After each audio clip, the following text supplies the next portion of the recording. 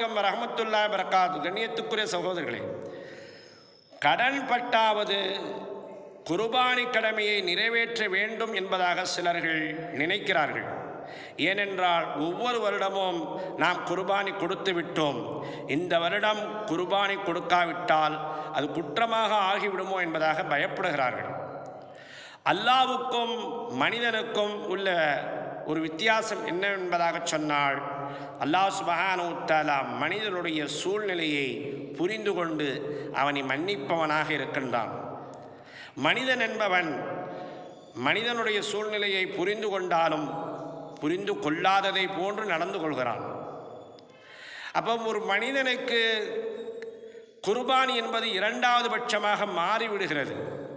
அந்த குர்பானி கடமை இரண்டாவது பட்சமாக மாறிவிடுகிறது எப்போது? அவன் கடனாளியாக ஆகும்போது. காரணம், நபிகள் நாயகம் ஸல்லல்லாஹு அலைஹி வஸல்லம் அவர்கள் சொன்னார்கள், ஒரு மனிதன் கடனுடன் இறந்துவிட்டால் எல்லா பாவங்களையும் அல்லாஹ் மன்னித்து விடுவான், கடனை தவிர என்பதாக சொன்னார்கள். அப்போ ஒரு மனிதன் 10,000 ரூபாய் கடன் வாங்கியிருந்தால் அந்த 10,000 ரூபாயை கடனை அடைப்பதில் தான் முன்னுரிமை அவன் அளிக்க வேண்டுமே தவிர, அந்த கடனை அடைத்ததற்கு பிறகு என்ன செய்யலாம்? தாராளமாக குர்பானியினுடைய அந்த கடமையை நிறைவேற்றலாம்.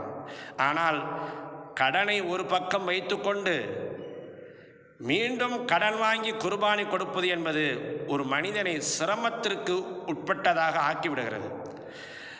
லா யுகல்லிஃபுல்லாஹு நஃப்ஸன் இல்லா வுஸ்அஹா. அல்லாஹ் சுப்ஹானஹு வ தஆலா எந்த ஒரு ஆத்மாவையும் அதனுடைய சக்திக்கு அப்பால் அதை சிரமப்படுத்த மாட்டான் என்பதாக அல்லாஹ் சொல்லி காட்டுகிறான்.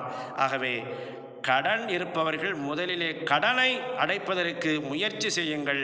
அல்லாஹ் சுப்ஹானஹு வ தஆலா உங்களுக்கு நீங்கள் குர்பானி கொடுக்கக்கூடிய எண்ணம் வைத்த காரணத்திற்காக அல்லாஹ் அந்த நன்மையை வழங்கி விடுவான்.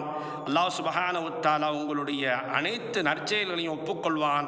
வாஹிரு தாவானா அனில் ஹம்துலில்லாஹி ரப்பில் ஆலமீன். அஸ்ஸலாமு அலைக்கும் வரஹ்மத்துல்லாஹி வபரகாத்துஹு.